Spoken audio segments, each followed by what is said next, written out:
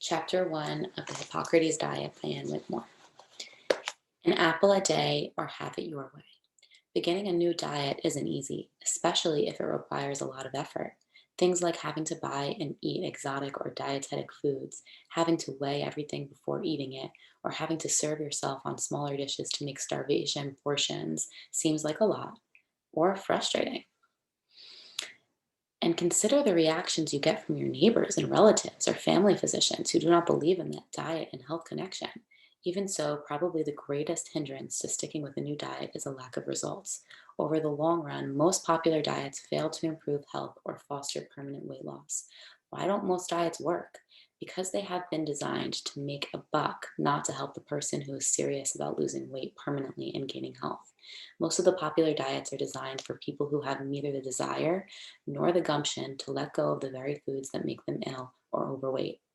These people resort to calorie counting, dangerous high protein diets, costly unnecessary supplements, or fad diets that encourage lavish culinary blowouts, followed by days of eating nothing but fresh fruit in order to wash the bad food from the body. The kind of food served at our finest restaurants are prepared by our prime-time galloping gourmets is bad for us. The United States government has just completed two monumental studies linking poor food choice with the major killers, cancer and heart disease, that claim the lives of over 1 million Americans now annually. In the first study completed in 1977, dietary goals for the US, hundreds of experts concluded that Americans eat too much sugar, salt, high protein, and high fat foods, and not enough fresh vegetables, fruits, and whole grains. The second report, Diet, Nutrition, and Cancer, issued in 1982, goes beyond the first to single out meat, dairy, poultry, and other cholesterol rich foods as contributions to the increased incidence of cancer, while fresh vegetables, sprouts, and greens reportedly help prevent cancer and other degenerative conditions. What the experts are recommending is a wide, sweeping change in eating habits to include more Hippocrates diet staples, fresh vegetables, sprouts, greens, fruits, and whole grains. The problem is that we have gotten away from these wholesome, nourishing foods over the last 100 years. Instead, the American diet has steadily degenerated. It has become more synthetic. The majority of foods sold at supermarkets today are heavily processed, even some of the fresh foods. Vegetables and fruits are canned, frozen, or irradiated.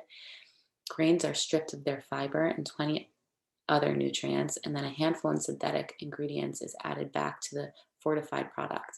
In addition, there has been a steady rise in the use of beef, pork, poultry, milk, cheese, eggs, and fish. As a result, over 40% of the calories in the American diet are fat, mostly saturated animal fat. The high fat, high sugar diet is too rich for our bodies, and we have a problem throwing off the excess calories, fats, protein, and minerals that often turn to fat or fatty deposits in our arteries. Our heavily processed foods also lack sufficient bulk to promote healthy bowel habits, so we turn to laxatives for help. Right next to the laxatives are the ever popular antacid preparations used by millions to calm their upset over acid at stomachs. We do need dietary reform. In fact, we need a revolution in diet to correct the severe imbalance brought on by our modern food choices. The Hippocrates diet is simple and down to earth, yet it has taken experts years to recognize its value. Like our diet of 100 years ago, it is rich in fresh vegetables, whole grains, fruits, seeds, and nuts. However, there is at least one important difference. Added to the already nutritious fruits and vegetables are super nutritious sprouts, baby greens, seed vegetables, chlorophyll rich wheatgrass, protein rich fermented foods, and fresh juices. As a group, perhaps the most nutritionally complete foods available. In addition, the Hippocrates diet foods are eaten in their live or uncooked state. The vital nutrients they offer are unchanged. Cooking or otherwise processing foods destroys or leaches 100% of their enzymes, and to a lesser extent damages vitamins, minerals, and proteins, leaving some foods devoid of nutritional value except for calories. The differences between high and low quality proteins will be discussed in chapter 5. To be truly healthy and to ensure adequate protection from environmental hazards and pollution, it is important that you get an abundance of vital nutrients from live, uncooked foods and fresh juices. Of course, it is unwise to neglect fresh air, pure water, sunshine, exercise, and a proper mental outlook as well. But a necessary and important first step is a healthy diet. Fortunately, it's easy to begin the Hippocrates diet. You don't take a blood test or a treadmill test. You don't need a heart exam or a physical. You don't need to check your blood pressure or even lay a foot on the scale, although you may want to.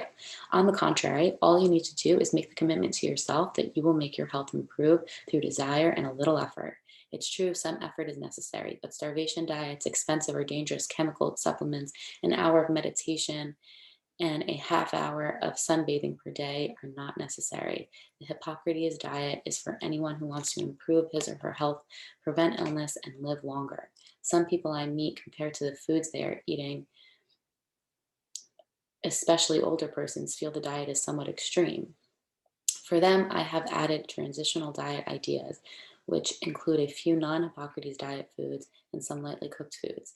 Nevertheless, the Hippocrates diet is, after many years of careful research, what I consider to be the healthiest diet in the world.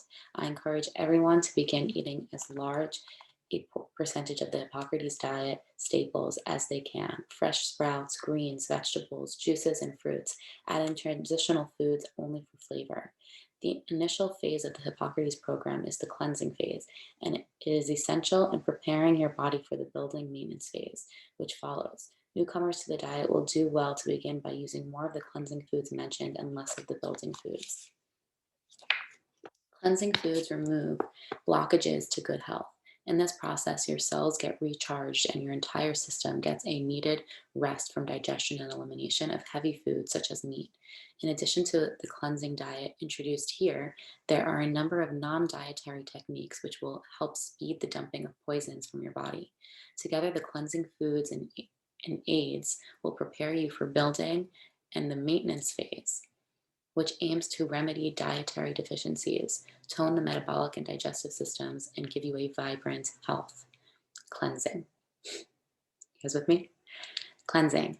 I suggest that you stick to the cleansing regimen for 2 to 3 weeks, depending upon how you feel. If after a few days you feel terrible, the cleansing is probably going too quickly for you, and you should slow it down by adding some transitional foods back into your diet.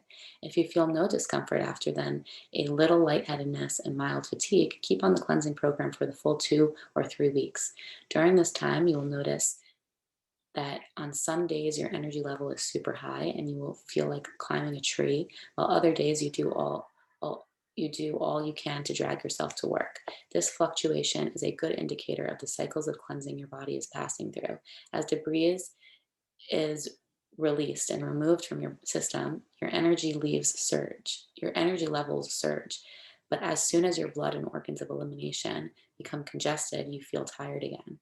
The recommendation for the cleansing diet, similar to the one I have served at the Hippocrates Institute over the years, are outlined below. Try to eat 3 meals each day, including breakfast of watermelon rind juice and watermelon red meat if available. If not, substitute apple or pear sauce or other fresh fruit in season, or take a green drink made from a variety of sprouts, greens, and vegetables. Between meals, drink Rejuvelac, a fermented wheatberry drink, or fresh juices, or chew on some vegetable sticks.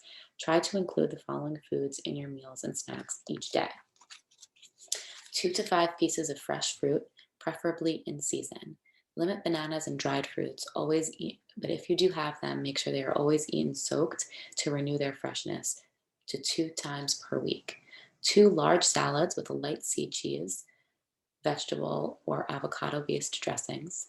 6 or more cups of sprouts, either in salad, in soup, or as juice. 2 or more green drinks made from 50% sprouts and greens and 50% vegetables such as celery, cucumber, carrots, beets, and so on. 8 to 16 ounces of Rejuvelac. We'll talk about Rejuvelac because Rejuvelac is something that some of the institutes don't use anymore, so it's like a conversation. 1 to 3 ounces of fresh bee crushed juice. 2 tablespoons of sea vegetables per day. To measure dried sea vegetables, cut them into small pieces and press them into the spoon. To use powdered vegetables, simply add 2 levels of tablespoons to the recipes you prepare during the course of the day. If your doctor advises you against the use of sea vegetables because of their iodine content and stimulating effect on the thyroid gland, do not use them. Be sure to get plenty of rest, drink all the required fluids, and do some exercise each day, preferably walking and stretching. Also, perform the non dietary cleansing techniques discussed in Chapter 4 for insurance against uncomfortable reactions to the cleansing diet. Building and maintenance. Following the cleansing phase, I suggest the use of more high calorie and protein rich building foods. Combinations of sprouted grains such as seeds and nuts, soaked dried fruits, avocados, and bananas are easily digested and nourishing foods. They are able to satisfy your hunger as well as your body's calorie and protein needs.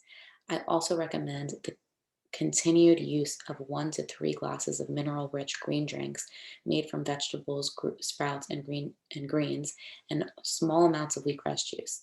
This might translate as sprouted wheat cereal with seed milk for breakfast, fresh juice, and a large salad with a thick sauce and flatbread for lunch, and fresh juice or soup, sauerkraut, or cauliflower loaf with salad and bread for dinner. Fresh fruits can be eaten between meals if you get hungry. Occasionally, add desserts made from fruits, nuts, seeds, and sprouted grains to the menu for variety. To get all the essential vitamins and minerals, enzymes, fibers, and calories, as well as amino acids for building maintenance purposes, you should allow and follow these basic guidelines for nutrition. These are the basic guidelines for the maintenance and building diet. 2 to 5 pieces of fresh fruit or soaked fruit daily, 2 large salads per day, including a variety of salad vegetables and sprouts, 6 cups of fresh alfalfa, sunflower, buckwheat, mung, lentil, or other sprouts, either prepared in recipes or as juice each day, 3 to 8 ounces of seed cheese, seed sauce, or seed yogurt made from sprouted or soaked seeds or nuts each day for added protein. At least 1 cup of one type of sprouted grain each day as bread or cereal or in salads, 1 to 2 green drinks, and 8 to 16 ounces of Rejuvelac each day. The green drinks may be used as soup. Carrot or other vegetable juices can be used occasionally in place of green juices. Drink fruit juice or cider less often. Sprinkle powdered dulse or kelp on food or add other sea vegetables to recipes 1 to 2 times a day, unless your doctor advises you against this. Drink 1 to 3 ounces of fresh wheatgrass juice each day. 3 or 4 times per week, use avocado, sprouted, or soaked nuts, soaked dried fruit, and honey for added calories. As long as each meal contains a combination of foods, eat until you're satisfied. If you get hungry between meals, drink water, Rejuvelac, or green juice, or eat a snack of fresh fruit or vegetable sticks. If you eat 3 meals a day of food, I suggest for building maintenance, you should have no trouble maintaining your ideal weight. If you are attempting to lose weight, emphasize the lower calorie vegetables, sprouts, and juices, and eat fewer sweets, and building foods. If you do not want to lose weight, eat more of the higher calorie building foods made from sprouted grains, seeds, nuts, dried fruits, avocado, and bananas. This basic diet will eliminate the need for most costly and questionable supplements and calorie counting. Merely eat 3 meals per day until satisfied and add small snacks occasionally between meals. See the appendix for a more complete breakdown of the nutrients obtained from an average day on the Hippocrates diet. Beyond these basics, however, it is up to you to choose the variety, quantity, and highest quality foods available. I have listed my favorites in the recipes. In addition, I have detailed the safest transitional foods to use on page 53 and 55, those which are low fat, adequate in protein, and rich in fiber. For example, a baked potato or a winter squash is a better choice than a hunk of cheese or sugary and oily baked goods. Ideally, even in transitional foods should be limited to 1 or 2 moderate servings a day. As you can see, the Hippocrates diet is a departure from mom's cooking, but a necessary one for any person who wishes to improve their health and prevent further troubles. Dietary habits are dietary habits are thorny, but if you are willing to work at changing them, this book will guide you from sick to well, fat to fit, and sad to happy.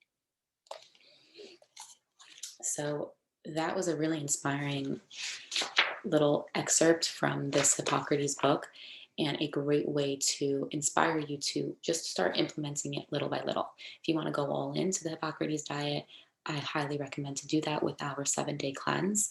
But even so, just implementing more sprouts, more wheatgrass, more fruits and vegetables, and less meat, dairy, sugar, and high saturated fats is the goal. This is overwhelming evidence that we have found more and more with the China study against animal based products, and with thousands of studies that have come to the surface now that food is medicine, that food can cause cancer and diabetes. And they refused to address this for so long. This book was written so long ago. Even now it's in 2021, and she was writing this in 1983 when really nobody was talking about it then. So she was so ahead of her time, and everything that she says is so spot on. So that's why I consider this diet to be like the true cleansing Bible and the health Bible, because for someone to be so ahead of their time and see the truth then that only scientists are realizing now makes me think that most everything in this book is so beyond the truth that we really need to take it seriously, because we're noticing now how important it is to have fresh fruits and vegetables. We're noticing now how important it is to have sprouts. There's so many research studies finding that sprouts are the number one anti-cancer food, broccoli sprouts, and it's coming to the surface now. It doesn't mean that it wasn't always true. So when it comes to holistic medicine, we have to keep in mind that just because research isn't there yet doesn't mean that it's not true. And results speak for themselves. And there's nothing that I've seen that has a higher percentage of significant results than the Hippocrates diet. And it is the easiest and most effective way to turn around negative health symptoms and also to improve and encourage longevity for your life. Like she said, to go from fat to thin, from sick to healthy, and from sad to happy. The most effective and easy and fast way to do it is through the Hippocrates diet, not through supplements, not through um, not that I have anything against supplements. I think that they are important personally on a personal level when you are looking to balance something and you need it. So I'm not against supplements. This is just always an excellent foundation of healing your body with food first, and allowing food to nourish yourself, whole foods, in the most effective way, number one. And then from there, you can go and try and figure everything else out. Those are my 2 cents, and let's move on to the next chapter.